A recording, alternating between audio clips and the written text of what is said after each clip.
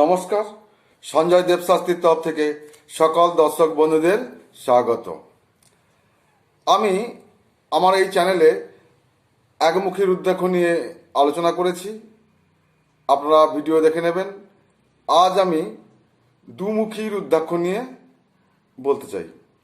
আপনারা দুমুখী রুদ্রাক্ষ ধারণ করে কি ফল পাবেন তা নিয়ে এই ভিডিওতে আলোচনা করব। তো শুরু করা যাক দুমুখী রুদ্রাক্ষের ধারণের ফলাফল। দুমুখী রুদ্রাক্ষকে ভগবান শিব বা মা পার্বতীর রূপ বলে মানা হয়।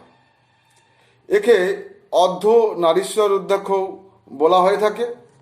এই রুদ্রাক্ষের ধারণ কর্তার ত্রিবিধ পাপের নাশ হয়। ধারকের প্রচুর ঐশ্বর্য প্রাপ্তি ঘটে। যাদের বিবাহিত জীবনে সন্তানের ক্ষেত্রে বাধার সৃষ্টি হয় তারা এই রুদ্রাক্ষ ধারণ করতে পারে। তাহলে যাদের সন্তানের ক্ষেত্রে বা বিবাহের ক্ষেত্রে বাধার সৃষ্টি হয় তারা এই রুদ্রাক্ষ ধারণ করতে পারে। এর ধারণ করার কর্তব্য বুদ্ধির বিকাশ ঘটে। দুমুখী রুদ্রাক্ষ ধারণে স্মরণশক্তি ও মানসিক বল প্রচুর পরিমাণ বৃদ্ধি পায় এবং গৃহক্লেশ দূর হয়। ধারণকর্তার মনস্কামনা পূর্ণ হয় এবং সমস্ত কাজেই সফলতা লাভ করে। পেটের যে কোনো রোগ, মহিলাদের কোনো রোগ, বিশেষত বক্ষস্থলের কোনো রোগ বিশেষ কাজ দেয়।